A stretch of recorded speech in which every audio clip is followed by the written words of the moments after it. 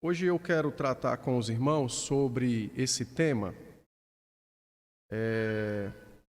Tá em PDF, eu não coloquei no PowerPoint, eu não tive tempo. Mas, Rodrigão, apaga duas luzes aqui, essas do final, por favor. Aí eu acho que vai ficar melhor. De lá para cá. Não, em cima, as azuis. Isso. Agora, desse preto aí, o outro. Esse, vai. Outro de cá. Aí. Ficou melhor, né? Dá para ver, dá para visualizar melhor, né? Tá, né? Bom, então, não deu para colocar no PowerPoint, que aí fica melhor a apresentação, mas eu vou apresentar assim mesmo. Eu fiz o último módulo que eu tive no curso, ou seja, a última cadeira do meu mestrado, foi sobre aconselhamento em situação de crise. E o luto, ele é uma situação de crise, né? Quando alguém morre ou quando alguém perde algo, então, naturalmente, ele pode ter ali alguma complicação, tanto a pessoa como a família, e então isso pode desencadear uma crise, a depender daquilo que se perde, a depender de quem morre, né? A crise, ela é caracterizada não pela perda da pessoa em si, mas quando os fundamentos básicos, né, da estabilidade, eles são abalados. Então, quando há um abalo nos fundamentos, então você tem uma crise, tá? E uma das situações que abalam os fundamentos é exatamente a morte, né? A morte abala os fundamentos. Tem uma ilustração, eu não coloquei aqui, mas depois, domingo que vem, eu vou tentar colocar. É muito interessante, né? Essa ilustração ela foi feita pela esposa de Francis Schaeffer. Ela disse o seguinte, né? Falando sobre o luto familiar. Ela disse assim, que a vida em família é como um mobile de berço. O pessoal ainda lembra o que é um mobile, né? Aquele objetozinho que fica no berço, cheio de brinquedinhos e tudo bonitinho ali. O mobile, ele tem lá os seus objetozinhos aqui e ele não tem como ir para um lado ou para o outro, porque tudo é colocado em peso igual, então ele está sempre equilibrado, não é? O que seria a morte que causa uma crise num ambiente familiar? É quando uma das peças do mobile é arrancada. Então, naturalmente, o mobile vai ficar penso. Ele vai pender para um lado, ele vai ficar torto para um lado, porque uma peça foi arrancada. Então, o processo de superação desta perda vai ser exatamente o reequilibramento da família. Entendeu? Vai ser o reequilibramento da família. É quando o mobile volta a ser como era antes. Lógico que não vai ser completo, né? Porque não apaga a história de uma família que perdeu alguém, mas é quando você consegue viver sem a perda, sem a pessoa que perdeu, sem aquilo que perdeu. Então você reestrutura a vida e o mobile volta ao seu posicionamento original de equilíbrio, né? Achei muito interessante essa ilustração da... Eu estou com Judite, mas não é Judite, não. Judite é outra pessoa. Mas é a esposa de Francis Schaeffer. Bom, então, nós ficamos para fazer, eu e mais 3 colegas, ficamos na responsabilidade de trabalhar um dos temas de situação de crise. E aí nós escolhemos o luto infantil. Por que o nosso time lá escolheu o luto infantil? Inclusive foi sugerido um assunto muito bom, que eu confesso que eu tenho interesse, mas não estudei muito, que é sobre o perfeccionismo. Mas é um assunto que tanto eu quanto outros não tínhamos muito conhecimento, então essa sugestão foi declinada, né? E até sugeriram também uma abordagem para a depressão. Mas a depressão tem muita coisa escrita, né? Então nós resolvemos desafiar a nós mesmos e escrever algo que não tem muita coisa escrita, que é exatamente sobre o luto infantil. Existe sim existe muita coisa escrita sobre o luto infantil, mas não na perspectiva bíblica e não numa perspectiva de aconselhamento dos pais, não é? Se você entrar na internet, você vai ver que existem vários artigos acadêmicos aí, a grande maioria psicólogos e psiquiatras escrevem, mas eles falam muito mais sobre a questão das emoções, da própria dor, mas não ensinam o que deve ser feito e como deve ser feito. Não há uma abordagem nessa perspectiva. Então, esse foi o nosso trabalho, escrever sobre o luto. Aí, dividimos lá o trabalho e eu fiquei com a parte bíblica do aconselhamento para crianças, né, enlutadas, e os irmãos ficaram com outras divisões do nosso trabalho. Então, aqui não está o trabalho todo, está apenas a minha parte. Bom, uma das coisas que os pais não podem esquecer é que existe, não é nem que existe, né? A presença da morte e da dor, ela não tem idade para aparecer. E é um engano que muitas vezes nós, adultos, cometemos, que é exatamente de querer condicionar a vida a certas idades, a certos períodos da vida. Então, é como se a gente quisesse tomar a vida das mãos de Deus e você fica direcionando para algumas etapas apenas.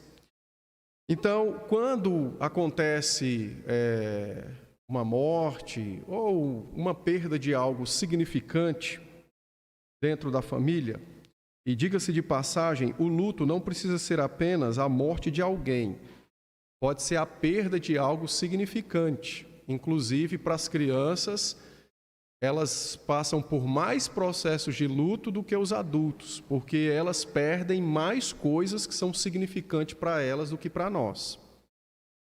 E que os pais, às vezes, não sabem como reagir, não entendem essas coisas, não é? Até, por exemplo, assim, e quem tem filho pequeno pode observar. Quando a criança perde aquele cobertorzinho, aquela fraldinha que ele vivia, que ele se acostumou a dormir com aquilo, quando aquilo é retirado dele de uma forma muito brusca, ele vai entrar num processo de luto. O que é o luto? O luto é um processo onde você administra a dor que está sentindo pela perda de alguma coisa, né? E aí vai reequilibrar a vida para viver sem aquilo. Então, a criança, às vezes, passa por um processo de luto por conta de um cobertorzinho, de um brinquedo, e muitas vezes os pais são insensíveis a isso, né?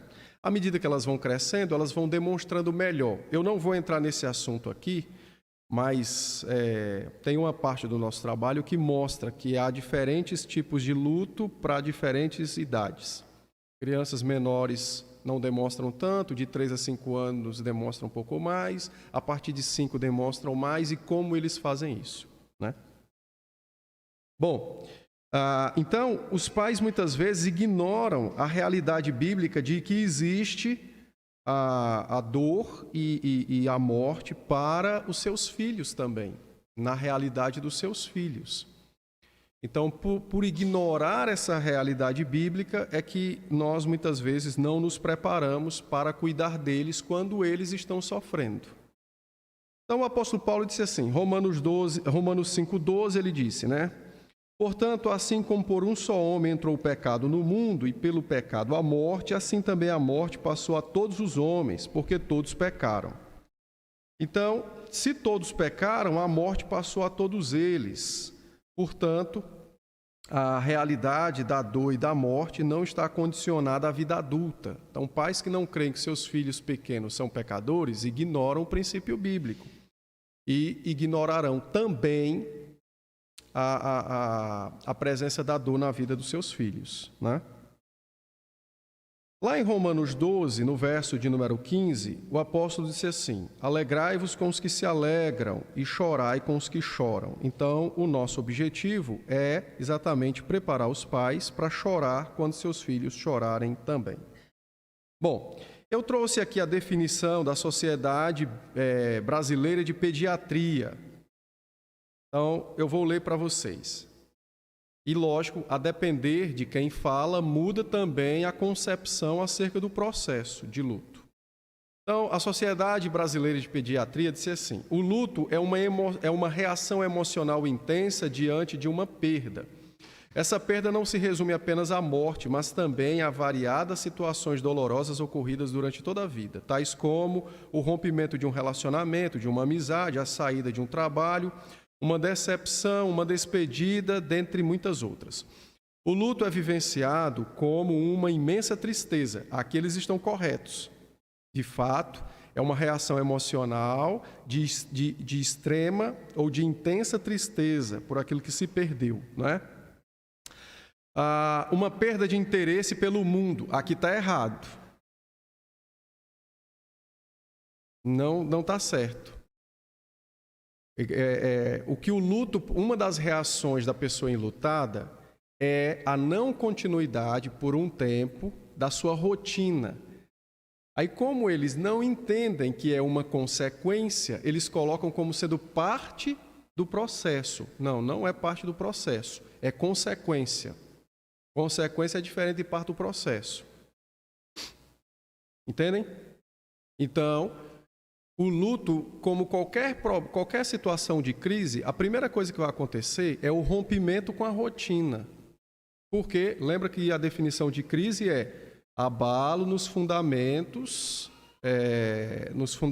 básicos da vida, da rotina ali. Então, uma perda pelo interesse, uma perda de interesse pelo mundo, uma sensação de que a vida perdeu sentido. Não é verdade. Isso aqui só acontece quando a pessoa está em um grau profundo de tristeza, que aí já não é mais luto, aí já é outra coisa. Tá? Diante de tanta dor, é comum também a presença de sintomas no corpo, tais como dor no peito, alterações na memória, distúrbios no sono. Aqui está certo, mas isso é consequência e não processo. Então, veja. A definição de luto, ele é o processo em que se administra a dor de uma perda. Isso é a definição de luto. O que é luto? É o processo de administração da dor de uma perda, seja de uma pessoa ou de alguma coisa significante, importante. Uma vez que a pessoa está enlutada, existem reações. Que reações? Existem reações que a pessoa vai manifestar vivendo esse processo. Uma delas, e é comum a todo mundo, que é o rompimento temporário, o rompimento com a rotina. Você não vai conseguir fazer todas as coisas como fazia antes. Então, isso é natural, tá? Sintomas no corpo depende da intensidade da tristeza. Então, aí já não é processo, é consequência, porque depende da intensidade da tristeza. Pode ser que a pessoa, de fato, sinta, né, falta de ar, dada a pressão muscular, porque as nossas emoções, principalmente ira, raiva, indignação, medo, elas se processam nos músculos, né? Apreensão, impaciência na parte dos intestinos, né? Então, a depender do que se sinta, você tem um reflexo no corpo, ou seja, um reflexo físico, né? Mas não é parte do processo, ou seja, a pessoa está com falta, não, é normal porque está enlutado. Não, vá devagar. Vamos tratar do motivo que o leva a sentir falta de dor no peito. É a tristeza? Mas vamos então cuidar dessa pessoa que está com dor, com tristeza. Não é só dar remédio para aliviar a dor no peito que não vai acontecer nada na alma dele, né? Estão entendendo que a definição é importante? Então, mas tem coisas aqui que são verdadeiras nessa definição, tá? Bom, vamos para as reações da criança. Aqui foi uma definição que eu trouxe, para vocês terem uma noção daquilo que se trata, né? De forma genérica, que abrange adultos e crianças, né? Apesar de ser da Sociedade de Pediatria. Mas é algo que, para eles, é geral, né? Como é que as crianças reagem? Então, essa senhora chamada Judy Blory, ela é uma grande estudiosa do assunto do luto. Ela é chamada... Esse deve ser um apelido que foi dado a ela, né? Ela é doutora em luto, doutora da morte, sei lá, coisa dessa natureza, né? E ela trabalha muito com isso, aconselha pais e crianças, então ela já tem aí... Eu pesquisei um artigo dela de 97, não, 95, nós estamos em 2022, vai dar aí 20 e tantos anos aí, quase 30 anos aí, né? Em 25 fará 30 anos, né? Então, menos 3, 27. Então, você tem uma noção de quão ela é inserida nesse processo e trabalha. Então, a Judy disse assim, né? Crianças enlutadas podem apresentar uma de 3 reações comportamentais quando se deparam com a dor. Elas se comportam mal, retraem-se ou assumem uma responsabilidade, ou retraem-se ou assumem responsabilidade pela família. Aqui eu botei o contrário. É pela família. Ainda bem que eu corrigi. Bom, então, o que seria isso? O comportar-se mal é exatamente quando a criança ela se indigna com a sua dor, com a sua perda, e então ela extravasa a sua indignação por meios pecaminosos. Irada, birrenta, briga com os irmãos, responde mal responde os adultos, por aí vai. Ela vai se comportar mal, tá? A outra reação é a retração. A criança se encolhe, fica no cantinho dela, chorando, não quer muita conversa, não quer fazer nada. Ela fica ali, amuadinha, como a gente chama, né? E há uma outra reação, que essa é a reação muito comum e é uma reação ignorada. É a mais ignorada pelos pais, que é quando a criança assume responsabilidade pela família. Ou seja, então, imagine o caso, você tem aí morre um filho, seja o mais novo ou o mais velho, morreu qualquer um deles. Então, está toda a família em dor, né, sofrendo.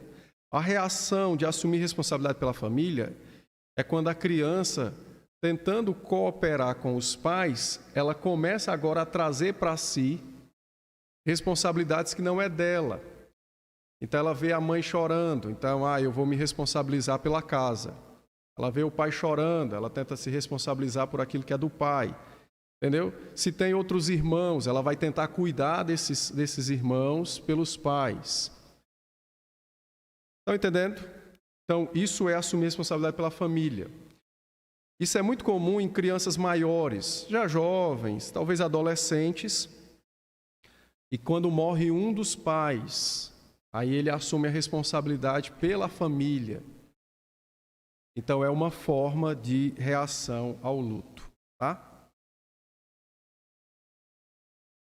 Ok. É importante a percepção dos pais e a reação dos filhos para a correta administração de conforto e instrução. Certamente a criança que se comporta mal logo será percebida, sua dor receberá importância e seus pais logo dispensarão cuidados para o filho enlutado.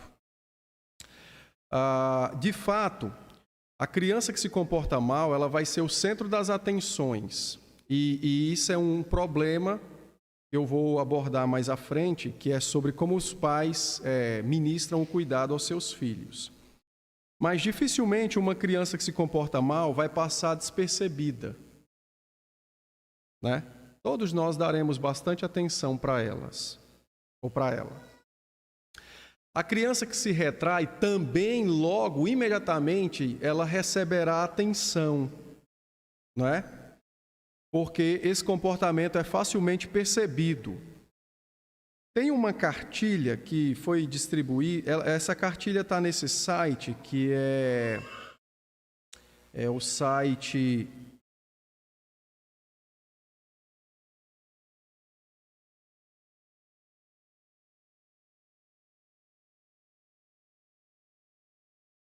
Cadê o site?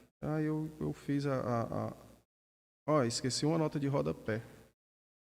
Tem uma cartilha sobre o luto infantil, que tá eu vou localizar o site aqui e já vou falar, que eles têm vários materiais, mas não sei se tem algum cunho cristão ou não demonstra.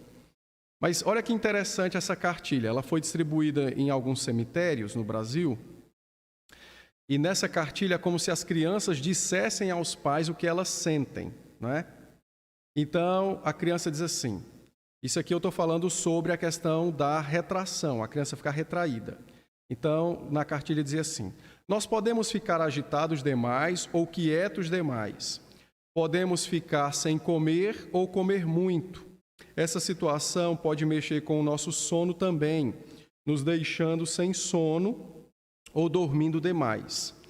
Então, observe que a criança que vai se retrair, ela vai se retrair exatamente preste atenção, deixa as crianças lá que elas estão vivas, concentra nas mortas, que é o foco do nosso cuidado. Então, as crianças que se retraem, elas vão se retrair exatamente apresentando alguns comportamentos e que nós vamos ficar atentos. Por exemplo, excesso de horas dormidas. Às vezes, após um processo no luto, né? A criança começa a dorme muito. É natural, o bichinho está descansando. Pode ser que sim, pode ser que não. Tem que averiguar, tá? A falta de apetite. Não está com verme. Não, pode ser que não seja verme. Então, precisa investigar. Se ele comia razoavelmente bem e do nada começou a comer menos, então é uma forma de retração. Por que eu estou dizendo isso? Porque nós temos uma ideia de que a criança que se retrai é aquela que fica chorando num canto, parece uma baratinha ali, amuadinha. Não é necessário que seja assim. Ele pode ter uma vida normal, ele aparentemente, né? Brincar, sorrir, ele vai para a escola, ele faz suas tarefinhas, mas ele se retrai como? Começa a dormir muito, não come. São formas que a pessoa se retrai, tá? Perda do interesse por brincadeiras que exijam esforço, como corrida, pula-pula e etc. Então, às vezes a criança está bem, está dormindo bem, está comendo direitinho, mas de repente ele não quer mais brincar. Fazer brincadeiras que exijam esforço, entende? Não quer mais. Ele quer estar sempre brincando com um joguinho, com alguma coisinha ali. Aí os pais, olha, meu filho está amadurecendo. Não, pode ser que ele esteja só sofrendo. Então é preciso perceber, ficar atento às reações dos filhos quando eles passarem por algum processo que envolva dor, luto. O terceiro comportamento, segundo a Judy, é o mais perigoso, porque é quando a criança assume responsabilidade pela família, dificultando a constatação do sofrimento da criança. Então, quando a criança assume responsabilidades, fica mais complicado a percepção de que ela está sofrendo. Então, o que é que os pais vão dizer? Olha, meu filho me ajuda tanto, é uma bênção, mas ele está lá sofrendo. E o pior, sozinho, não tem ninguém para cuidar dele. Esse é o grande problema da terceira reação, que é quando a pessoa assume responsabilidade pela família e sofre sozinho. Ele pode sair bem do processo? Pode, mas ele pode sair mal do processo de luto. E a grande maioria não sai bem do processo de luto, porque além da dor, começa a assumir trabalhos que não eram propriamente para ele. Então, ele vai ter, fora a sua dor, outras dores que vão se somar a essa. Estão entendendo a gravidade do assunto, né? Mas como a criança come bem, dorme direitinho, cumpre suas tarefas e agora está mais responsável ainda, os pais dizem, não, ele passou bem pelo processo da dor. Na verdade, ele nem sentiu nada. Esse menino é um gênio, né? Quase um Sansão. Só que talvez ele esteja padecendo horrivelmente, né? Sofrimentos, e uma coisa que agrava a situação é a falta de percepção dos pais ou de alguma outra pessoa adulta para cuidar da criança. Bom, então, o que acontece é que essas crianças, não é, que assumem responsabilidade pela família, elas, na verdade, desenvolverão uma preocupação com aquilo que perderam e querem descobrir como viver sem a pessoa que se foi ou sem o objeto que eles perderam, né? Então, elas têm uma preocupação que é organizar a vida sem a presença da pessoa ou daquilo que perderam. E por isso elas caminham para a responsabilidade pela família. Só que elas vão trilhar esse caminho sozinhas. Entendem? Então, esse é o grande problema das crianças que apresentam esse comportamento. Agora, o último comportamento é mais comum em crianças mais velhas, tá? Crianças mais velhas, jovens, adolescentes, é mais comum esse comportamento de assumir responsabilidade. Ok? Dúvidas? Tranquilo até aqui, né? Vamos lá, então. A abordagem dos pais. Pode passar, Lucas. Vai lá, abordagem dos pais. Então, eu creio que, de forma geral, existem 3 abordagens que os pais desempenham, né? Ou ministram em meio ao luto familiar. Basicamente, 3 abordagens, tá? Por aquilo que já vi, por aquilo que já ouvi, por aquilo que eu mesmo já fiz, né? Então, eu creio que há 3 abordagens sobre essa questão de como os pais ministram o cuidado quando os filhos estão enlutados. Pode passar, Lucas. Coloca lá a primeira abordagem que geralmente nós pais temos quando nossos filhos experimentam a dor, ou quando há qualquer episódio de luto na família. A primeira não é a primeira no sentido que é apresentada, não, tá? É a primeira da nossa abordagem aqui, da apresentação. É a minimização dos sentimentos do enlutado infantil. Então, via de regra, a depender do que nossos filhos perdam, nós vamos... Perdam ou percam? Eu sempre me confundo com esse verbo. Percam? É que ele foi conjugado. Não, é perdão, né? Que foi conjugado, tá. Então, a depender do que eles perdam, nós podemos minimizar a dor dos nossos filhos. E eu creio que essa é a experiência mais comum. Perder um animalzinho, a gente até sorri. A criança está chorando porque perdeu um bichinho lá de estimação e os pais, isso é besta, menino, isso aí nem tem alma, né? Enterra o bicho de cabeça para baixo ainda. Perde um brinquedo, muda de cidade, perde um amigo. Então, é muito comum a minimização da dor, dos sentimentos da criança, tá? E isso é ruim, porque a criança começará a crescer e ela vai desenvolver uma perspectiva sobre a dor que não é bíblica, que é o seguinte: ela não vai dar a importância para os momentos de luto ou de dores, não é? Quando envolver coisas menores, e ela também acha que Deus fará o mesmo. Deus também não dá importância para momentos menores de dor, mas Ele de fato só vem consolar se de fato morrer alguém. Então isso prejudica a vida cristã e o relacionamento dessa criança, né, que vai se tornar um adulto, tanto com os seus filhos no futuro, como também o seu próprio relacionamento com Deus. Então, neste modelo, os pais ou responsáveis podem diminuir a dor das crianças quando não creem que as crianças sofram tanto quanto os adultos, ou diminuem o valor do que foi perdido. Então, isso é mais encontrado quando a perda não envolve a morte de uma pessoa próxima. Que é o caso aí de um brinquedo, de um animalzinho de estimação, de um coleguinha e etc. Então, a criança reage à sua dor, ou seja, ela dá uma quebra na rotina, ela fica abatida porque é um momento de tristeza. Como é que nós reagimos? Diminuindo o valor que o objeto ou a pessoa tinha para ela. Meu filho, isso não é ninguém, você vai arranjar 500 amigos. Olha que palavra insábia, né? A gente muda de cidade, aí os filhos sofrem pelo... O Will que já está experimentando. Aí a criança sofre, meu amiguinho lá, a gente faz o quê? Meu filho, você vai arranjar 500 amigos. Está errado? Não, é verdade, vai arranjar outros. Mas é isso que ela quer ouvir agora? Não. É isso que ela precisa ouvir agora? Também não.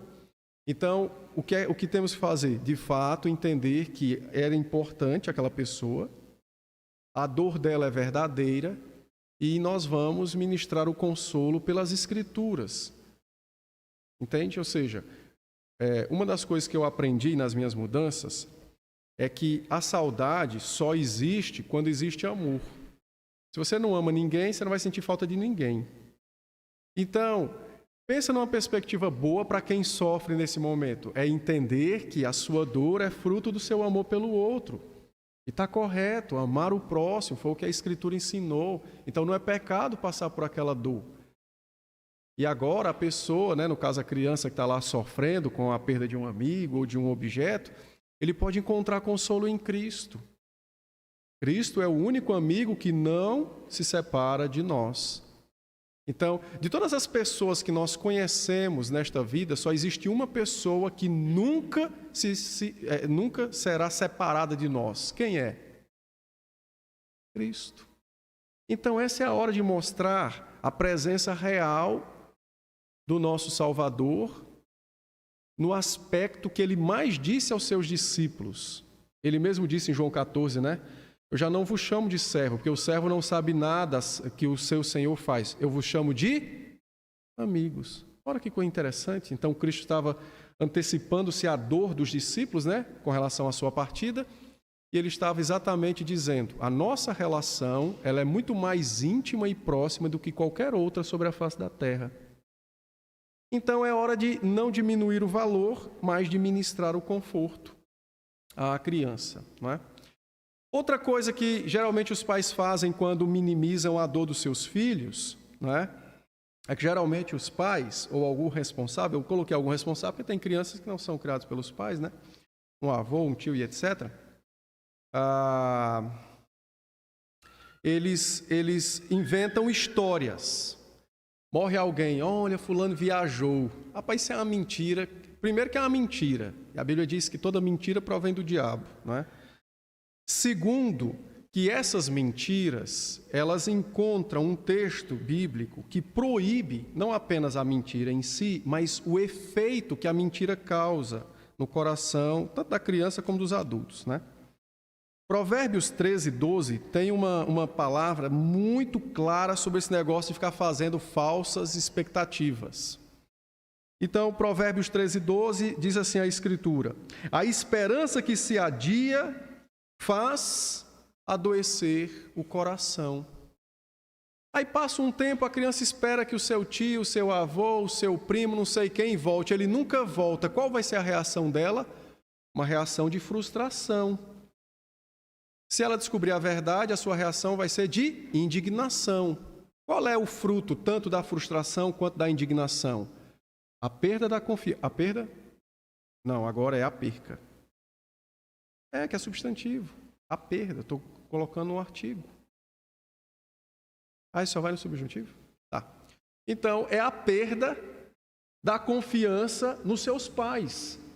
Ou em quem lhe contou aquela história. Agora, aí, às vezes, chega na vida adulta, os pais dizem assim, poxa, eu não sei porque que meus filhos não confiam em mim. Faz um retrospecto, uma retrospectiva e veja quantas vezes você mentiu para eles. Aí você vai ver. Por quê? Porque não quer confiar na verdade de Deus para, de fato, tratar das coisas. Então, muitas vezes, os pais optam por instrumentos pecaminosos. Então nós dizemos para as crianças: olha, ele fez uma viagem, está dormindo. Aí passa 10 anos, o cara nunca acorda, que sono danado é esse, né? Isso gera falsas expectativas que a seu tempo produzirá revolta, tristeza e falta de confiança nos pais. Por quê? Porque adoece o coração. Mesma coisa quando a gente muda, que aí diz para a criança: não, logo em breve você reencontrará seu amiguinho. Aí passa 3 anos. Que breve e longo, né? Não, diz: olha, quando possível, vamos planejar a viagem. E aí, planeja a viagem para encontrar as pessoas e dá um prazo longo, se não for possível fazer antes, né? Explica que hoje existem meios, como sempre existiram, né, para manter o relacionamento. No passado, cartas. Hoje você pode fazer uma ligação, fazer uma chamada de vídeo. E, paulatinamente, a criança vai administrando e superando aquele momento de perda. Então, não minimize a dor dos seus filhos, a depender daquilo que eles passaram, né? Tá. Outra forma dos pais minimizar a dor dos seus filhos é a implementação da própria experiência. Ou seja, a gente implementa nos filhos a nossa experiência. Mas eu nunca sofri quando fulano morreu. Mas não interessa se você não sofreu. O outro sofre. Então, os pais começam a implementar suas experiências no cuidado com o seu filho.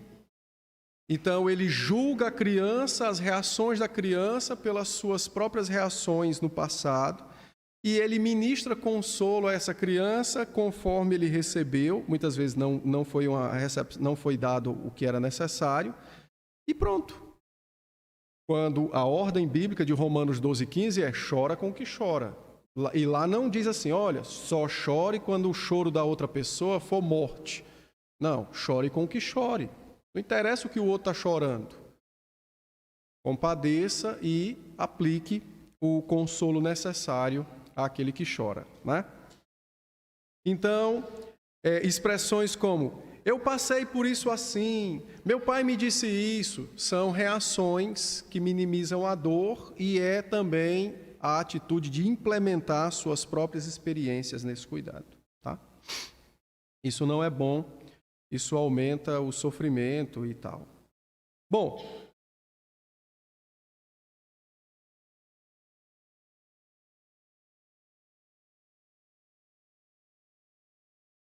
há uma outra reação. Tá. Eu vou saltar aqui por causa do nosso tempo, mas, por exemplo, algumas perguntas que devem dirigir as nossas decisões e o nosso procedimento em socorrer nossos filhos. Como, por exemplo, Deus foi glorificado na ministração desse socorro? A criança foi instruída sobre como lidar com seus sentimentos? Como essa situação de luto foi usada pelos pais para conduzir a criança a Cristo? Então, às vezes, nós não olhamos para Deus, para o Senhor Jesus Cristo, simplesmente vamos atropelando a dor e etc. Outra coisa, as crianças vão sair mais maduras ou mais imaturas desse processo? Então é necessário pensarmos sobre isso. A segunda reação mais comum dos pais é a maximização da dor. Aqui tem uma ilustração, mas eu não coloquei no meu trabalho, mas eu vou trazer ela domingo que vem para mostrar para os irmãos. Então, a maximização da dor é o seguinte: é quando a criança recebe agora uma atenção demasiada. É quando os pais se voltam para a criança que está sofrendo e ignoram tudo mais ao seu redor, tá? Então, é algo ruim também nesse momento. Então, olha, o socorro, nesse caso aqui, no outro caso, o socorro não foi ministrado, mas os pais aparentemente achavam que cuidavam dos filhos. Nesse caso, o socorro é aparente. E por que é aparente? Porque os pais não estão, de fato, interessados em cuidar dos seus filhos. Eles estão interessados em distrair os seus filhos acerca do sofrimento. Entende? No caso de lá, estão tentando, da minimização, ele está tentando de algum modo livrar a criança da dor e acha que isso é socorro. No caso de cá, os pais não querem que a criança passe por esse processo, então ele tenta distrair a criança. E muitas vezes isso é entendido como sendo cuidado, né? Mas na verdade não é cuidado nenhum. Em ambos os casos, você tem um pouco de egoísmo dos pais no tratamento dos filhos. Então vamos lá. Alguns pais usam esse expediente com a boa intenção de proteger seus filhos do sofrimento da perda. Contudo, isso não ajuda em nada com a dor, com o problema da dor. Então, o que é que acontece? Alguns pais fazem o seguinte, né? Eles, quando a criança passa por esse problema, eles afrouxam os limites em nome de uma compaixão com a criança. Aí o menino está enlutado, não sei o quê, bate no pai. Ô, bichinha, por que ele está sofrendo? Ele deu um tapa assim, mas foi só uma reaçãozinha, entendeu? Ele tem irmãos, ele começa a judiar dos irmãos. Olha, como ele está sofrendo, está ficando agressivo. Entendeu? Então você tem um afrouxamento dos limites sob essa, entre aspas, compaixão pela criança, que não é compaixão nenhuma, é egoísmo dos pais de não querer tratar biblicamente da criança. Então, o que acontece? Com o afrouxamento dos limites, a criança logo percebe isso e passa a viver livremente em seu mundo de pecado. Então, os seus ataques de ira, rancor, inveja. Pastor, uma pessoa enlutada pode pecar pela inveja? Lógico, é uma das coisas que mais causa tristeza é a inveja no luto. Como assim? Pense comigo. Seu marido morreu, aí você olha, vem para a igreja e está lá as mulheres todas com seus maridos. Você vai dizer, olha que bom que elas têm os seus maridos e eu não. É assim que reage? Não, meu filho. Por que o meu não está aqui? Isso é inveja. A criança do mesmo jeito. Morre um irmãozinho, ele chega na igreja e vê lá os outros, um membro da igreja lá com um monte de irmão. Igual o Eli e a Mel tem uma penca de irmãos. Aí ele vai dizer, olha, que bom, né, que a família do Eli, da Mel, tem todos os seus irmãos. É assim que diz? É não. O que ele tem e eu não tenho? E aí a semente da inveja é plantada. Então, não se iludam achando que a dor vai alterar aquilo que nós somos, por natureza, pecadores. A criança vai encontrar maneiras extremamente inventivas de pecar no luto. Pode ficar certo disso. Não ignorem essa verdade bíblica, porque a criança vai encontrar maneiras de pecar no seu luto. Bom, então, afrouxam-se os limites, a criança percebe isso e ela começa a viver no seu mundo de pecado. Então, o rancor, a ira, a inveja, agora, eles vão ser usados para manipular os pais. Toda vida que você chegar para corrigir a criança, ele vai dizer, eu estou sofrendo, é porque fulano foi embora, eu não tenho brinquedinho. Aí os pais, por não crerem na palavra, oh, coitadinho do meu filho, bichinho, não fez nada. Só que a Bíblia diz, olha, ira é pecado. Inveja é pecado, rancor é pecado, manipulação é pecado, mentir é pecado. Não interessa se é cometido por uma pessoa que está sofrendo ou se está sorrindo, é pecado. Mas a grande maioria dos pais, muitas vezes, prefere o quê? Desconfiar de Deus e confiar num pecador que é o seu filho. E depois, como a Escritura diz, né, há um provérbio que diz assim, ó, quando a vara é afastada do filho, a mãe sofre. Aí no futuro sofre e vem a pergunta, o que foi que eu fiz? Então, a responsabilidade é nossa de ministrar o conforto necessário e a correção quando necessária. Então, o que acontece? Os pais começam a conceber a vida da criança pela ótica do sofrimento. Tudo que ele faz é visto como uma reação de uma pessoa que está sofrendo. E isso parece que amarra, né, a mão dos pais, as mãos dos pais para não corrigir. Bom, Qual é o problema de tudo isso? Talvez alguém pergunte. E aí o Dr. Ed Welch vai falar sobre isso, dizendo o seguinte, né? Ele não fala do sofrimento, aqui é uma citação de um outro livro que trata sobre reações, então, ele diz assim: quando os princípios ou passos desviam-se do próprio Cristo, eles se tornam orientações que servem a interesses próprios. Eles fazem com que o nosso casamento, família, amizade e trabalho melhorem, mas o alvo é mais a nossa melhora do que a glória de Deus.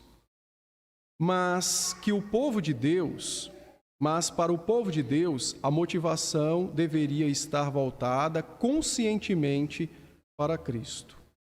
Então, ele adverte sobre essa questão de o método tal resolve o problema. Às vezes até resolve, mas a questão é: para qual propósito usou-se aquele e aquele método, aquele e aquela abordagem?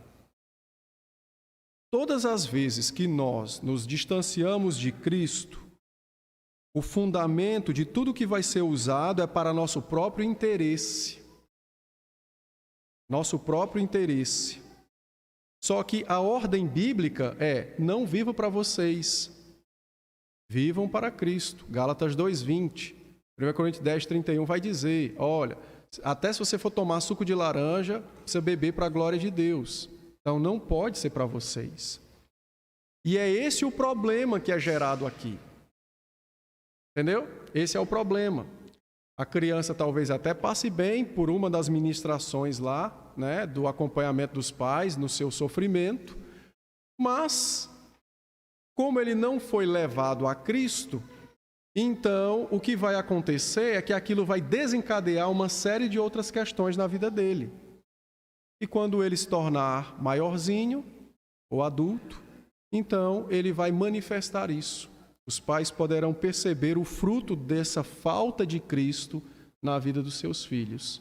Ele vai reproduzir isso, seja com os seus próprios filhos, com a sua própria vida e assim por diante. Então, veja, eu vou encerrar aqui e domingo que vem eu vou falar sobre o modelo bíblico, né, de acompanhamento. Então, vejam, às vezes a gente diz assim: por que fulano sofreu um baque e caiu nas drogas? Veja, a culpa não é da dor, tá? Essa é uma desculpa muito comum. Morreu a mulher de fulano, ele caiu na bebedice. Coitado. Não, senhor. Vá devagar com o coitado. Entendeu? Vá devagar com o coitado. A culpa nunca é da dor. A culpa das escolhas, né? A responsabilidade das escolhas não é da dor. A responsabilidade é nossa. Então, o que acontece é: ou eu me aproximo de Cristo quando sofro, ou eu me distancio de Cristo quando sofro. Só tem essas duas saídas, esses dois caminhos. Não é? E quando pessoas adultas, até pessoas mais velhas, caem em vícios sob a desculpa de alguma perda, isso só demonstra que, ao longo da vida, as mais variadas perdas que ele experimentou, ele nunca optou pelo caminho de Cristo. Ou não aprendeu a ir a Cristo para sofrer com Cristo. Entendem a questão? Então a culpa não é da dor, ele apenas vai se manifestar ali, ou manifestar a sua reação por meio de algum vício. E de fato, sim, nós devemos procurar ajudar quem passa por isso, mas não minimizando a sua responsabilidade, mas entendendo que ele optou por algo. Optou por algo. Então, por isso que é importante nós, os pais, sabermos como ministrar o conforto em tempos de sofrimento aos nossos filhos. Porque em todas as ocasiões, em todas elas, sejam em momentos bons ou ruins, nós não podemos nos apartar de Cristo.